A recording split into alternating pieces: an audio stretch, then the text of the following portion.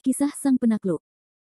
Sebelum lanjut, bagi yang belum subscribe Cafe Novel, silahkan subscribe dan aktifkan lonceng notifikasi supaya tidak ketinggalan update terbaru dari kami. Jangan lupa juga tinggalkan like, komen dan share video ke medsos yang sahabat punya. Oke lanjut. Bab 208-210 Tidak ada yang bisa menyakiti wanitaku. Setelah bermain-main selama lebih dari 1 jam, Kevin Ye dan Mona Liu akhirnya keluar dari stasiun lalu lintas. Keduanya berjalan keluar dari pintu stasiun transportasi satu demi satu. Mona Liu saat ini tampak seperti seorang istri muda saat dia mengikuti Kevin Ye, dan dia sesekali melirik sosok pemuda di depannya. Kevin Ye. Membuka mulutnya, Mona Liu ragu-ragu sejenak sebelum memanggil Kevin Ye dengan bakat jangka panjangnya. Kevin Ye sedikit tertegun sejenak, lalu perlahan menoleh dan tersenyum tipis kepada Mona Liu. Mona Liu berjalan ke sisi Kevin Ye dalam 2 langkah, dan tentu saja memegang lengan Kevin Ye. Kevin Ye, maafkan aku. Aku ingin mengundangmu makan malam, tetapi siapa yang mengira hal seperti itu akan terjadi? Kamu bahkan belum menghabiskan makananmu, dan kamu menunda pelajaranmu. Mona Liu menundukkan kepalanya dengan ekspresi panik di wajahnya, karena dia tahu bahwa dialah penyebab kecelakaan hari ini. Kevin Ye hanyalah seorang korban. Kevin Ye mengangkat tangannya, dan menepuk punggung tangan Mona Liu dengan lembut dengan tangannya yang besar. Ming Yue, sepertinya tidak perlu mengucapkan terima kasih di antara kita, juga tidak perlu meminta maaf. Berhenti sejenak, Kevin Ye tertawa, tapi kurasa kau pasti mengalami banyak masalah akhir-akhir ini, aku ingin tahu apakah kau bisa memberitahuku. Mona Liu mengangkat kepalanya dan menatap Kevin Ye tiba-tiba. Sebenarnya, Kevin Ye telah menyadari beberapa hal yang luar biasa sejak awal kecelakaan mobil itu. Awalnya, Kevin Ye mengira mereka ada di sini untuknya, tetapi setelah melihat ekspresi Mona Liu yang tanpa jiwa, dia mengerti bahwa mereka ada di sini untuk Mona Liu. Meskipun dia tidak bisa mengerti, kebenaran tetaplah kebenaran. Kevin Ye tidak terburu-buru untuk kembali ke sekolah, sebaliknya, dia membawa Mona Liu ke kedai kopi terdekat. Mereka duduk di dekat jendela dan menyeruput kopi mereka dan saling memandang. Baru setelah beberapa waktu yang tidak diketahui, Mona Liu akhirnya menatap Kevin Ye dengan rasa ingin tahu. Senyum tipis muncul di wajahnya, dan dia berkata dengan rasa ingin tahu, Kevin Ye, sepertinya kamu sudah yakin sejak awal bahwa apa yang terjadi hari ini bukanlah kecelakaan mobil biasa, melainkan pembunuhan, mengapa? Kevin Ye tertawa, tidak sulit bagi siapapun yang memiliki sedikit pengamatan untuk mengatakan bahwa truk itu menuju Lamborghini-mu. Jika itu bukan buatan manusia, maka berdasarkan pengalaman seorang pengemudi truk, dia punya 100 cara untuk menghindari Lamborghini-mu. Lagi pula, ini bukan pertama kalinya aku mengalami hal semacam ini, jadi aku bisa dianggap memiliki sedikit pengalaman. Perkataan Kevin Ye membuat Mona Liu tertawa terbahak-bahak. Kalau begitu, menurut apa yang kau katakan, apakah kau sering mengalami hal-hal seperti ini? Kevin Ye tidak menindaklanjuti apa yang dikatakan Mona Liu. Sebaliknya, ia menatap Mona Liu dengan wajah serius dan berkata, Ming Mei, aku hanya ingin tahu apakah kau pernah mengalami kesulitan. Mengapa kau berpikir begitu? Mona Liu bertanya dengan rasa ingin tahu. Kevin Ye tersenyum, jika kamu tidak menemui masalah, mengapa ada orang yang ingin melukai kamu dalam kecelakaan mobil? Dan jika kamu tidak menemui kesulitan, kamu tidak akan keluar di siang bolong untuk menindas publik, kan? Setelah jeda sebentar, Kevin Ye melanjutkan, apakah ini masalah dengan Mal? Harus dikatakan bahwa penilaian Kevin Ye sangat akurat. Mona Liu menganggukkan kepalanya tanpa daya.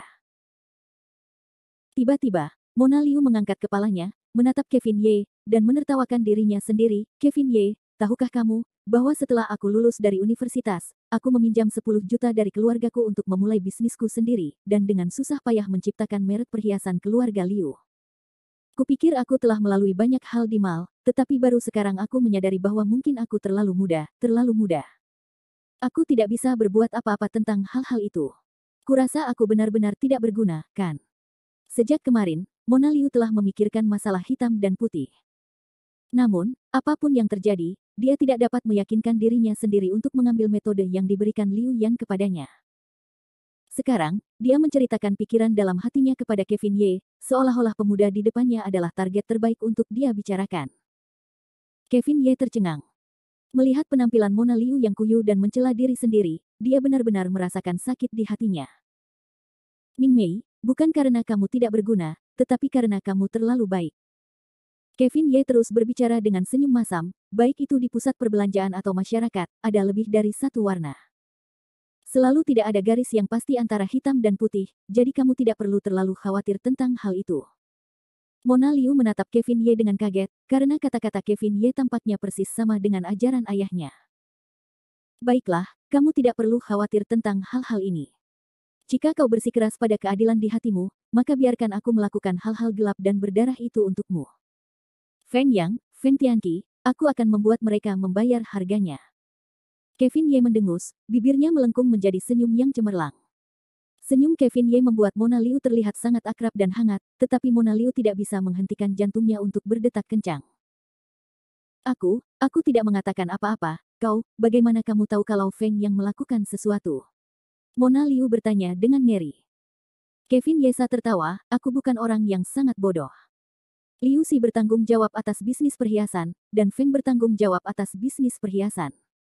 Selain itu, kaki Feng yang dipotong olehku belum lama ini. Jika hal-hal ini tidak dilakukan di belakang layar oleh Feng, lalu apa masalahnya? Selain itu, hubungan antara Feng dan geng serigala surgawi tampaknya tidak buruk, yang berarti bahwa Feng memiliki payung gelap yang kuat. Mona Liu menatap Kevin Ye dengan ketakutan. Dia bahkan tidak tahu bagaimana kepala Kevin Ye tumbuh. Hanya dari level ini, dia dapat menyimpulkan bahwa orang yang menyerangnya adalah Feng Tianqi. Sebenarnya, hal semacam ini dapat diketahui setelah beberapa pertimbangan. Bagaimanapun, pemandangan di dalam ladang litolisis King Yuan masih segar dalam ingatannya. Di antara Lin Hai, satu-satunya yang dapat bersaing dengan keluarga Liu dan bahkan menekan mereka adalah Feng. Selain itu, permusuhan di antara mereka berdua tidak kecil, dan yang lainnya tidak memiliki motif untuk menyerang Mona Liu. Tidak menyembunyikan apapun dan berkata dengan jujur, Kevin Ye, analisismu tidak salah. Orang yang ingin mengambil tindakan terhadap keluarga Liu adalah Feng. Namun, saat ini, aku hanya menebak, dan tidak yakin apakah Feng Tianqi adalah orang yang melakukannya. Sambil berbicara, Mona Liu menceritakan kembali kejadian keluarga Liu yang diserang di toko cabang Lin Hai kemarin kepada Kevin Ye. Sungguh tidak nyaman ditahan di dalam hati Mona Liu, dia mungkin juga menceritakan semuanya sekaligus. Seolah-olah Kevin Ye sudah menjadi eksistensi yang maha kuasa di hati Mona Liu. Mendengar kata-kata Mona Liu, Kevin Ye tidak bisa menahan diri untuk tidak mengetuk meja, suara ketukannya sangat berirama.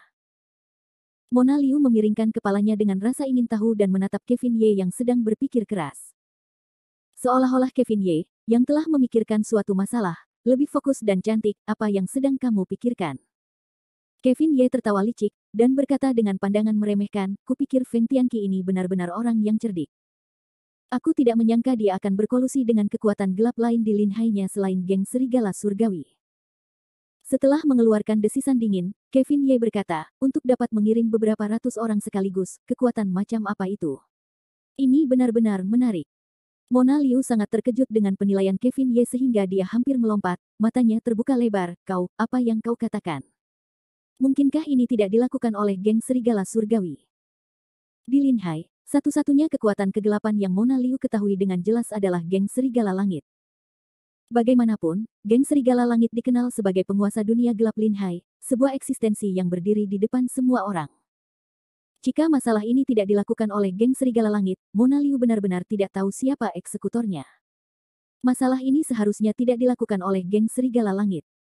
Aku pernah berinteraksi dengan Baritian sebelumnya. Dia adalah orang yang sangat sombong dan ambisius, dia pasti tidak akan melakukan hal seperti ini. Kevin Ye terkekeh, menunjukkan bahwa dia memahami ekspresi Baritian. Sebenarnya, Kevin Ye berpikir bahwa alasan sebenarnya mengapa masalah ini tidak ada hubungannya dengan geng Serigala Langit adalah karena Baritian terluka parah olehnya pada Jumat malam, dan para elit geng Serigala Langit juga dibunuh olehnya. Geng Serigala Langit seharusnya sedang beristirahat sekarang, dan pasti tidak akan memiliki kemampuan untuk melakukan hal seperti itu. Tentu saja, Kevin Ye tidak akan pernah memberitahunya tentang ini. Jika bukan geng Serigala Langit, lalu siapa? Mona Liu tampak tidak bisa memahaminya saat ini. Kevin Ye tertawa kecil, tidak peduli siapa pelaksana ini, dia tetap bagian dari Feng. Selama kita menangkap Feng Yang dan putranya, masalah ini akan mudah diselesaikan. Mata Mona Liu berbinar, apakah kamu punya ide bagus? Kevin Ye tertawa misterius, pria gunung itu punya rencananya sendiri, tunggu saja kabar baikku. Melihat Kevin Ye hanya pamer, Mona Liu memasang wajah meremehkan, dan bergumam pada dirinya sendiri, kamu seperti dewa lagi, Huff. Sebenarnya, Menurut pendapat Kevin Ye, menangani masalah ini relatif mudah. Hanya saja Mona Liu selalu jujur saat berada di pasar, tidak pernah melihat ke sudut-sudut gelap itu, itulah sebabnya dia begitu tidak berdaya saat menghadapi metode Feng Tianqi. Namun, hanya karena Mona Liu tidak akan melakukan itu bukan berarti Kevin Ye juga tidak akan melakukan hal yang sama. Ling Yu, oh Ling Yu, kau selalu baik hati. Sepertinya aku harus membantumu dalam masalah ini. Aku tidak akan membiarkan siapapun menyakiti wanitaku, tidak ada yang bisa. Malam ini, hehe, Feng Yang, orang yang terhormat ini akan memberimu pelajaran yang tak terlupakan. Saat dia menyeruput kopi di sampingnya, senyum Kevin Ye menjadi semakin aneh. Bahkan Mona Liu yang berdiri di seberangnya merasakan kepanikan di dalam hatinya, dia benar-benar tidak tahu hal mengerikan apa yang tersembunyi di balik senyum jahat Kevin Ye itu. 209 Kecurigaan Moran. Tirai malam sekali lagi turun di tanah Linhai. Seolah-olah malam-malam di Linhai telah berubah total dari keadaan sebelumnya yang memerah dan penuh anggur, dan mereka mulai tenang. Seolah-olah ketenangan sebelum badai telah turun, dan bahkan Black Light Bar, yang merupakan bar paling terkenal di Linhai, telah mengubah penampilannya. Saat ini sekitar pukul 7 atau 8 malam, dan di luar bangsal rumah sakit rakyat pertama Linhai, 7 atau 8 petugas polisi berkumpul, dan yang memimpin mereka tidak lain adalah Graphit. Bangsal mewah ini dipenuhi orang-orang. Orang-orang yang muncul di sini semuanya adalah pengusaha dari Linhai setempat. Si Ding sekarang mengenakan gaun rumah sakit putih, terbaring di ranjang sakit sambil kesakitan. Setelah pingsan selama seharian, Si Ding akhirnya membuka matanya. Namun, dia merasa seolah-olah tubuhnya sedang diremukkan, menyebabkan rasa sakit di sekujur tubuhnya. Little Mo, bagaimana penyelidikanmu tentang masalah itu? Seorang wanita parubaya yang seperti permata di samping tempat tidur bertanya. He Yun Che merasakan gelombang kegelisahan di hatinya saat dia menjawab, Bu, masih belum ada petunjuk tentang apa yang terjadi. Wanita bernama Marisa Chu itu benar-benar hebat, dia bersikeras bahwa dialah yang melakukannya, dan dia bertindak untuk membela diri. Terlebih lagi, pengacara bernama Hua Zifeng itu telah menyebabkan keributan di kantor polisi selama beberapa hari terakhir. Dia pasti ingin kita menuntut semua orang yang makan di sini dengan kejahatan memperkosa dan mencoba memperkosa kita. Aku sekarang menjadi salah satu dari dua teratas. Wanita parubaya itu mendengus dingin. Latar belakang macam apa yang dimiliki gadis bermarga Chu itu sebenarnya? Mungkinkah dia tidak tahu bahwa Linhai bermarga Si? Ayah, apakah kamu melihat dengan jelas malam itu? Siapa yang sebenarnya melukai kalian? Tanpa bukti video atau otentikasi apapun, Graphit itu seperti lalat tanpa mata. Tidak peduli apapun, dia tidak dapat menemukan jalan keluar. Si Ding bersandar tak berdaya di ranjang pasien, dan mendesah, malam itu aku bahkan tidak sempat mengangkat kepalaku sebelum aku pingsan. Aku tidak pernah menyangka bahwa Lang yang selama ini aku, Si Ding, mainkan, akan benar-benar membuat mataku tergores oleh Lang. Pembalasan, pembalasan. Baiklah, berhentilah mengatakan hal-hal yang tidak berguna ini. Apa gunanya mengatakan semua ini sekarang? Jika kamu tidak begitu berani, kamu tidak akan melakukan hal seperti itu. Wanita parubaya itu mengeluh. Meskipun dia tahu bahwa suaminya sering makan secara diam-diam di belakangnya, tetapi karena dia lahir di keluarga ini, dia hanya bisa menutup mata terhadap hal itu. Namun kali ini berbeda, seolah-olah mereka mencuri ayam dan kehilangan beras. Jika mereka didakwa dengan percobaan perzinahan, maka Si Ding dan seluruh keluarga Si akan tamat. Saat ini, misi Graphit bukanlah untuk menemukan pelakunya, tetapi untuk menyelamatkan ayahnya dari malapetaka penjara. Little Mo, bukankah seluruh kuil giok emas dianggap sebagai hotel paling mewah di seluruh Linhai? Bukankah tidak apa-apa untuk hanya mengirimkan kamera pengintai mereka? Mungkinkah kita tidak dapat menangkap mereka? Wanita parubaya itu mendengus. Jika aku dapat memanggil kamera pengintai, itu akan jauh lebih mudah. Namun, seluruh aula Jin Yu mengatakan saat ini bahwa kamera pengintai telah ditutup dan dikirim ke pabrik untuk membersihkan ingatan. Aku menduga bahwa bos kuil giok emas tahu siapa pelakunya. Lalu apa yang kamu tunggu sebagai komisaris polisi? Apakah kau hanya akan melihat ayahmu dipukuli tanpa alasan? Cepatlah dan tangkap bos aula giok emas. Wanita parubaya itu mendengus dan berkata dengan suara yang kuat. Dia sama sekali tidak terlihat seperti wanita, tetapi lebih seperti kakak perempuan berkulit hitam besar. Si Ding mendesah tak berdaya saat dia berbaring di ranjang orang sakit. Nyonya, tolong jangan main-main. Kekuatan bos di aula giok emas sangat kuat, itu bukan sesuatu yang bisa disinggung oleh Mo kecil. Besar sekali. Wanita bangsawan paruh baya itu dengan jijik berkata, aku tidak percaya ada orang di Linhai yang berani menyinggungku, Tian Sanyang. Batuk grafit berkata 2 kali, Bu, jangan terlibat dalam masalah ini. Aula giok emas adalah milik keluarga Sue. Siapa Konor Sue? Dia adalah orang yang sangat penting. Bahkan para eksekutif senior Provinsi Jiangnan harus mundur ketika mereka melihatnya. Mari kita tangkap dia tanpa alasan, dan biarkan aku, ketua kantor polisi, tidak terus menjadi salah satunya. Huff. Kalian berdua sama saja. Kalian berdua pengecut dalam melakukan sesuatu. Ini tidak akan berhasil, juga tidak akan berhasil. Dia punya begitu banyak telinga dan telinga untuk melihat di Linhai, aku tidak percaya bahwa geng serigala surgawi tidak bisa mengurus gadis kecil Marisa Chu itu. Ini, Kingxi ragu sejenak sebelum dia melihat ayahnya, Siding. Siding berpikir sejenak, lalu mengangguk, sepertinya itu satu-satunya cara. Pasti tidak mungkin untuk mengurus Marisa Chu. Kita harus melihat apakah pamanmu punya ide. Huff, hanya seorang gadis kecil berusia 20-an dan dia sudah membuat kalian ayah dan anak ketakutan seperti itu. Benar-benar tidak berguna. Tunggu saja, kamu berani menyentuh milikku, Tian Sanyang, suamiku. Aku pasti akan membuatnya memohon kematian. Setelah mengatakan itu, wanita paruh baya itu segera mengeluarkan ponselnya dan menghubungi sebuah nomor. Pada saat itu, 2 polisi yang awalnya menjaga pintu bergegas masuk. Bos, ini buruk, sesuatu terjadi. Orang yang bergegas masuk dari pintu tidak lain adalah antek grafit, Wang Xing. Melihat wajah Wang Xing yang cemas, Simo mendengus, siapa yang mengizinkanmu masuk, kamu sama sekali tidak punya aturan. Kepala, sesuatu terjadi. Wang Xing menelan ludahnya dan menunjuk ke pintu, kepala, tadi, ada seseorang yang menyelinap ke bangsal rumah sakit dan menyerang seorang pemuda bernama Feng Yang. Saat ini, tempat kejadian benar-benar kacau, dan tidak lagi di bawah kendali kita. Dia melirik Wang Xing dan berkata dengan dingin, Wang Xing, kurasa otakmu terisi air. Ini adalah kota Linhai Selatan, jadi hal-hal di sini tidak di bawah kendali kita. Karena sesuatu seperti itu terjadi di rumah sakit, sebaiknya kita panggil polisi, apakah kamu perlu membuat keributan di sini? Wang Xing tanpa sadar melirik seragamnya, tapi. Keluar, kata grafit dengan cepat. Wang Xing hanya bisa diam-diam meninggalkan kamar perawatan. Siding melihat gambar itu dengan rasa ingin tahu. Little Mo, kalau tidak salah, nama putra grup Feng adalah Feng Yang, kan? Dia benar-benar fokus pada masalah kuil giok emas, bagaimana mungkin dia punya waktu untuk peduli apakah Feng yang anjing gila atau bukan. Namun, matanya tampak melayang tak menentu, seolah-olah dia sedang memikirkan sesuatu. Namun saat ini, kamar perawatan mewah tepat di seberang kamar Siding telah meledak. Lolongan domba gila itu terdengar tanpa henti, dan suaranya dipenuhi dengan teror.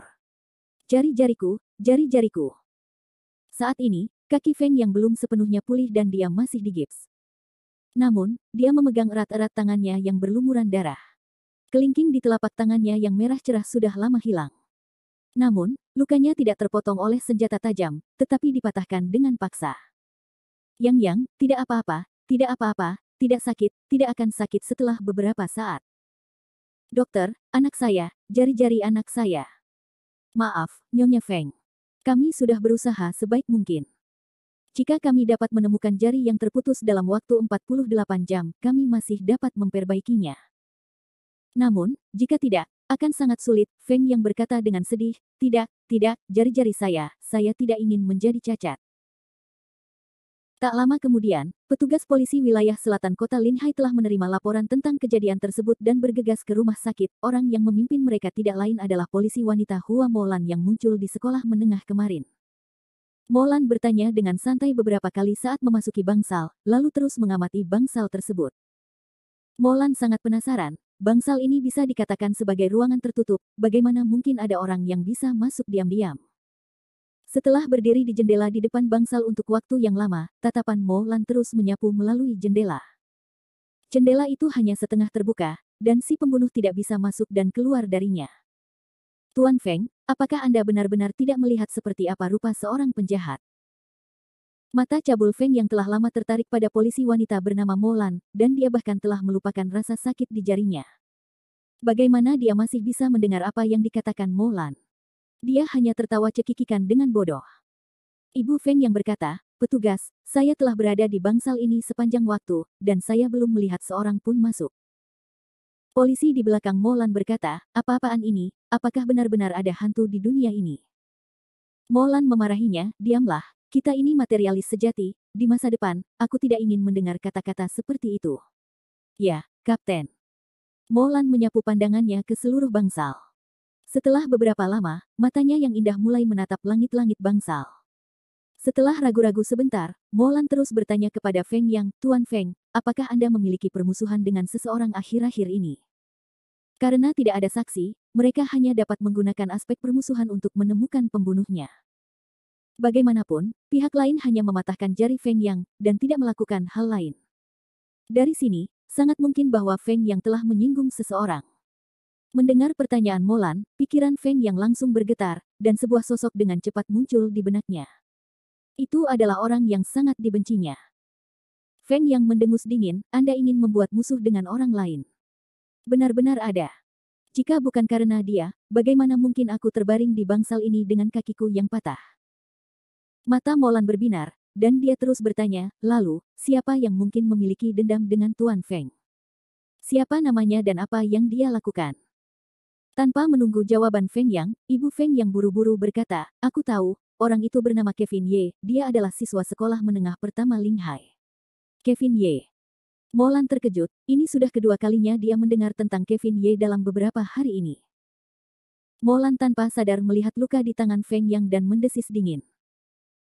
Kevin Ye, legenda mengatakan bahwa dia adalah seorang ahli dalam seni bela diri taekwondo. Jika masalah ini benar-benar ada hubungannya dengan dia, maka tidak akan sulit untuk menjelaskannya. Sepertinya aku harus pergi ke SMP nomor 1 besok, kata Molan dengan linglung. C210 bukannya tidak mungkin. Angin malam terasa dingin.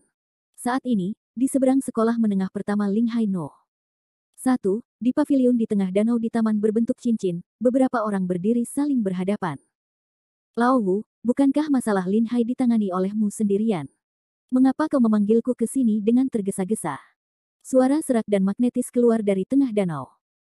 Pemilik suara itu adalah seorang sosok jangkung dan kurus yang tampak berusia 40-an atau 50-an, tetapi wajahnya tampak seperti orang yang sudah lapuk. Lao Wu yang dibicarakan oleh pria jangkung dan kurus itu tidak lain adalah nomor 5 yang muncul di gedung pencakar langit di seberang restoran teh angin cerah beberapa hari yang lalu. Nomor 5 berkata dengan getir, nomor 4, aku khawatir situasi dengan Lin Hai agak sulit, jadi aku butuh bantuanmu. Hah? Tol Entin bingung, Lao Wu, kau tahu aturan organisasi, peringkat naga tidak dapat mengganggu operasi peringkat harimau, kau telah bertanggung jawab atas peringkat harimau selama bertahun-tahun, mungkinkah kau bahkan tidak dapat mengurus bocah nakal? Lao Wu menghela napas, kakak keempat, tentu saja aku tahu aturan organisasi ini. Namun, perjalanan Lin Hai ini memang menemui beberapa masalah. Anak itu memiliki seorang ahli yang melindunginya, jadi dia setidaknya adalah karakter dengan tahap sapi harimau. Oleh karena itu, untuk menghindari kerugian yang tidak perlu, kau harus membantuku. Negara sapi harimau. Tol Entin tertawa meremehkan, aku tidak pernah berpikir bahwa seorang ahli dengan Lin Hai sekecil itu benar-benar akan muncul. Tidak heran, tidak heran. Berhenti sejenak, Tol Entin bertanya, bicaralah, bagaimana kau ingin aku membantumu? Ketika saatnya tiba, aku akan memancing bocah nakal itu ke Gunung Souyang di dekat Lin Hai. Baiklah, aku akan membantumu kali ini. Tapi setelah ini selesai, aku akan memberimu setengah dari hadiahnya. Nomor 5 menyipitkan matanya dan tersenyum, tentu. Baiklah, jika tidak ada yang lain, aku akan pergi dulu. Kudengar semua gadis di Jiangnan sangat cantik. Aku akan bersantai dulu dan mencari 2 orang untuk dicicipi malam ini. Nomor 5 tertawa terbahak-bahak, nomor 4, aku tidak pernah menyangka bahwa setelah bertahun-tahun, kamu masih dalam kondisi ini. Hehe, apa yang salah dengan itu? Ketika orang bisa menikmati hidup, mereka harus mencoba menikmatinya, terutama ketika mereka berada di bidang pekerjaan kita. Sulit untuk mengatakan kapan mereka akan bersendawa. Apa gunanya menyimpan begitu banyak uang untuk saat ini? Akan lebih baik untuk menghabiskan semuanya sesegera mungkin. Kakak keempat, ini tidak seperti yang dikatakan oleh ahli tahap gajah naga sepertimu. Di dunia ini, jika seseorang dapat membunuh ahli tahap gajah naga, mereka adalah bagian dari gerbang tersembunyi atau bagian dari keluarga bangsawan. Mereka tidak ingin muncul, jadi, kamu sangat aman. Si tinggi dan kurus tertawa malas. Semakin lama dia bertahan dalam bisnis ini, semakin malu dia jadinya. Bahkan panggung gajah naga pun tidak terkecuali. Dengan goyangan tubuhnya, si tinggi dan kurus terbang melintasi tengah danau seperti capung yang meluncur di atas air, dan pergi tanpa mempedulikan nomor 5. Nomor 5 tertawa dan berkata, bahkan setelah bertahun-tahun, kamu masih punya sifat pemarah seperti itu. Saat dia berbicara, tatapan nomor 5 tertuju ke arah sekolah menengah pertama Linghai nomor 1 yang tidak jauh dari sana, sepertinya tidak lama lagi aku bisa melapor kembali. Tentu saja, sebagai salah satu pihak yang terlibat, Kevin Ye tidak tahu bahwa pembantaian telah terjadi secara diam-diam di Linhai, dan jaring penjamret kehidupan yang jahat itu sudah mulai menyerangnya. Kevin Ye saat ini sedang bersantai di apartemen Cindy Qin. Kevin Ye tidak berdaya menghadapi ini. Bagaimanapun, Cindy Qin sangat keras kepala, dia menunggu saat kelas berakhir. Jika dia tidak datang ke sini malam ini untuk belajar, siapa yang tahu apa yang akan dipikirkan penyihir kecil ini untuk menghadapinya. Namun, kali ini, pelajaran tambahan juga ada dalam rencana Kevin Ye. Dia menyentuh tasnya yang dibungkus rapat, dan jarinya patah, menyebabkan Kevin Ye tertawa dingin. Sejujurnya, apartemen guru Cindy Qin tidak jauh dari rumah sakit rakyat pertama. Kevin Ye hanya butuh beberapa menit untuk bolak-balik saat dia sibuk menulis kertas ujiannya. Untung saja Cindy Qin, penyihir kecil itu, tidak mengawasinya dari awal hingga akhir. Kalau tidak, akan sulit melakukan apapun. Kevin Ye yang sangat bosan tinggal di kamar Cindy Qin, dia sudah lama menyelesaikan semua kertas, dan melihat sekeliling. Aku tidak pernah mengira Profesor Qin masih memiliki hati seorang gadis yang merah muda. Kevin Ye menyapu matanya ke seluruh ruangan yang tidak terlalu besar, dan melihat bahwa bagian dalam ruangan itu dipenuhi dengan warna merah. Bahkan kucing Kitty di tempat tidur berwarna merah muda. Namun, saat tatapan Kevin Ye terpaku pada tempat tidur Cindy Qin, dia melihat benda kecil yang lembut di bawah bantal merah muda Cindy Qin yang emosional itu. Karena tidak ada yang lebih baik untuk dilakukan, Kevin Ye berdiri dan berjalan menuju tempat tidur, perlahan menarik sutra berwarna merah muda itu dari bawah bantal Cindy Qin. Tapi untunglah dia tidak melihat, karena Kevin Ye benar-benar tercengang saat melihatnya. Oh, Migaga, apa ini, celana dalam? Kevin Ye tertawa terbahak-bahak, memegangi celana dalam yang membuatnya merasa ingin meledak. Aku tidak pernah menyangka Profesor Qin benar-benar memiliki mulut yang bagus. Berita, ini benar-benar berita besar. Sepertinya pacar Profesor Qin sangat senang. Tepat saat Kevin Ye sedang sibuk mengolok-olok dirinya sendiri, pintu kamarnya tiba-tiba terbuka. Setelah selesai, kamu keluar untuk makan. Suara itu jelas suara Cindy Qin, tetapi Cindy Qin tidak menyangka bahwa Kevin Ye yang sekarang tidak berada di samping meja, tetapi berdiri di atas tempat tidurnya, dan yang lebih menakutkan adalah bahwa orang itu benar-benar memegang cincin bagian dalamnya. Meskipun Cindy Qin adalah seorang guru, dia masih seorang gadis berusia 20-an. Melihat ini, wajah Cindy Lana Kingsung memerah, dan tanpa peduli dengan spatula di tangannya, dia bergegas menuju Kevin Ye. Kevin Ye, apa yang kamu lakukan? Tidak, aku tidak melakukan apa-apa. Kevin Ye terkejut, segera melambaikan tangannya, dan melemparkan tong merah muda itu ke arah Cindy Qin, yang dengan cepat bersiap untuk menangkapnya. Namun, tidak diketahui apakah itu karena dia terlalu bersemangat atau karena dia terlalu panik, tetapi kakinya terhuyung-huyung, dan dia menerkam ke arah Kevin Ye. Kevin Ye segera melangkah maju dan memeluk Cindy Qin, hanya saja dalam kepanikannya, tangan besar Kevin Ye telah mencengkeram payudara lembut Cindy Qin tanpa terkendali, menyebabkan Cindy Qin berteriak dengan keras. Tapi Kevin Ye masih memaksakan senyum dan pikir, begitu besar, begitu lembut, ini pasti totalnya 36 hari, kan? Meskipun Kevin Ye tampak berusia sekitar 17 atau 18 tahun, dia memiliki lebih banyak pengalaman di bidang ini daripada orang lain. Setelah dia mendapatkan kembali keseimbangannya, wajah Cindy Qin berubah menjadi hijau. Dia melotot tajam ke arah Kevin Ye dan berkata, Kevin Ye, berapa lama lagi kamu akan terus mencengkeram, dan mengapa kamu tidak melepaskan cakarmu? Kevin Ye menatap kosong, tertawa dengan kulit tebal, dan dengan enggan melepaskan tangannya. Cindy Qin mendengus, wajahnya memerah saat dia memarahi Kevin Ye. Kevin Ye, jangan bilang kamu tidak tahu bahwa menggeledah kamar seorang gadis secara acak adalah hal yang sangat tidak sopan untuk dilakukan. Hehe, aku baru saja melihat ada sesuatu di bawah bantal Profesor Qin. Aku takut Profesor Qin akan disentuh saat dia tidur, itu sebabnya aku mengeluarkannya. Kevin Ye kemudian melengkungkan bibirnya dan berkata, aku juga tidak tahu bahwa Profesor Qin akan memiliki hobi seperti itu, kan? Cindy Qin menunjuk Kevin Ye dengan ganas, nadanya dipenuhi amarah. Yang terpenting, Kevin Ye masih tersenyum menawan di saat seperti ini, kata-katanya dipenuhi dengan kebenaran. Cindy Qin melotot ke arah Kevin Ye, dadanya terus naik turun. Tidak diketahui apakah itu karena bagian pribadinya telah dicuri atau karena dia marah. Namun, Kevin Ye sama sekali tidak sopan. Matanya menyapu dada Cindy Qin dengan niat agresif, dan sudut mulutnya sedikit melengkung membentuk senyuman. Tatapan mesum Kevin Ye membuat Cindy Qin semakin tidak nyaman, terutama saat dia menatap mata Kevin Ye setiap saat. Cahaya iblis itu tampaknya mampu membangkitkan hasrat terdalam di lubuk hatinya. Tanpa disadari, saat mata Kevin Ye bertemu, wajah Cindy Qin semakin memerah. Pada saat ini, Cindy Qin tiba-tiba memiliki keinginan untuk melangkah maju dan mencium Kevin Ye dengan paksa. Namun pada akhirnya, rasionalitas Cindy Qin masih tertahan. Mengepalkan bibir merahnya erat-erat, dia melihat Cindy Qin mengangkat tinjunya dan mengancamnya dengan peringatan, "Kevin Ye, kamu tidak melihat apapun hari ini, kamu tidak mendengar apapun, mengerti? Jika kamu mengatakan apapun tentang apa yang terjadi hari ini, aku akan mengulitimu hidup-hidup." "Aku tidak berani, aku tidak berani." Kevin Ye segera berkata, tetapi matanya masih menatap dada Cindy Qin. Cindy Qin mendengus, masih melihat. Setelah itu, Cindy Qin mengangkat spatula di tangannya dan segera bersiap untuk bertarung. Kevin Ye segera membungkuk dan berlari keluar ruangan seperti gumpalan asap. Cindy Qin cemberut. "Huff, untung saja kau berlari secepat itu, kalau tidak aku pasti akan menghajarmu sampai mati." Saat ini, semua hidangan sudah tertata rapi di atas meja di apartemen kelas Cindy Qin.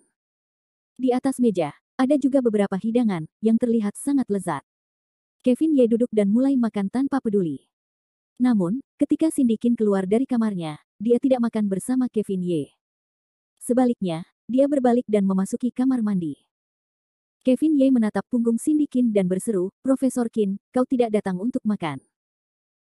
Cindy Qin bergumam, "Makanlah dulu, aku baru saja memasak dan mencium bau asap minyak di sekujur tubuhku, aku akan mandi dulu." Mandi. Ketika Kevin Ye mendengar kata ini, pikirannya tergerak. Adrenalinnya langsung melonjak, mungkinkah Profesor Qin melakukan ini dengan sengaja hari ini, dan ingin. Seperti yang dia duga, Kevin Ye memperlihatkan senyum sinis. Namun, Kevin Ye harus mengakui bahwa dia terlalu memikirkannya. Cindy Qin memilih untuk mandi saat ini karena dia benar-benar mencium bau asap minyak. Dia juga ingin membantu Kevin Ye melakukan pelatihan pengucapan segera, jadi tidak baik jika Kevin Ye bisa mencium bau asap minyaknya sendiri. Kedua, kejadian yang terjadi di kamar tadi membuat Cindy Qin tersipu. Dia merasakan seluruh tubuhnya menjadi panas, dan ingin mandi untuk menenangkan dirinya. Mendengarkan suara air yang mengalir di kamar mandi, pikiran Kevin Ye mulai berubah ke arah kejahatan. Celana T, untuk mandi. Cinta guru dan siswa, tampaknya sedikit jahat. Namun, itu bukan hal yang mustahil. Hanya memikirkannya saja sudah cukup mengasyikkan. Sambil melahap sesuap nasi, senyum Kevin Ye menjadi semakin aneh. Sang